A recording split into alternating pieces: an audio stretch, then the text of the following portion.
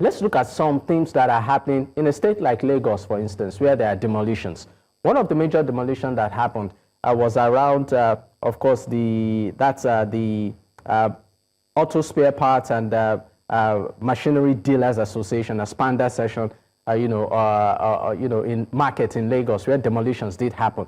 Peter Obi visited the place and said that, these individuals, had valid document approvals, yet, the demolition did happen. He went with some officials, and even though he said, he sort of said a probe too should be, carried out in that regard. The Lagos state government did respond to that, saying that, look, many of these people were not documented, didn't have approvals from the state government, and for that reason. But where I'm going with this conversation is this.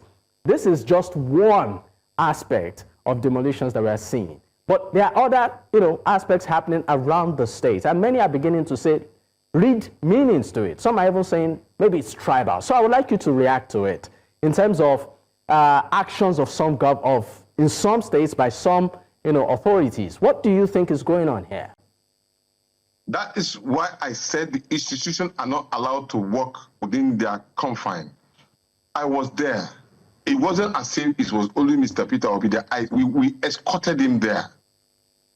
Not only myself, we have Senator Ume, Senator Abari Bey, we have Senator Umuyi, we have Honorable Sheisho Umi, we have those Gbadebo Bus, those Gbadebo Vavos, and my humble self, and a whole lot of others were there.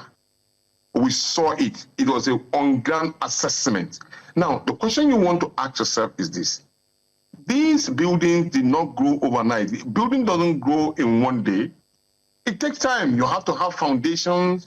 You have to start moving materials, human materials, and all into those particular places. For crying out loud, what I saw was a complete building. Complete buildings that took probably months. Now, the question you want to ask is that you are saying that those people do not have the record. Where were you when they were building foundation into these places? Where were you when they got to a lintel level? Where were you when they did plaster and then when they now put up roof? Where were you when they were painting the houses and all of that? These are questions that you need to ask. But the state government said they did not have valid documentation. These are not thatch houses and mud houses, just like the way you saw in Alaba Market. I was also in Alaba Market. I saw the demolition. These are Hausa people too who are residing in that particular place. And here, these are Igbos. So I'm not trying to give it a religious or tribal correlation. But I am saying that those things that were done were wrongly done.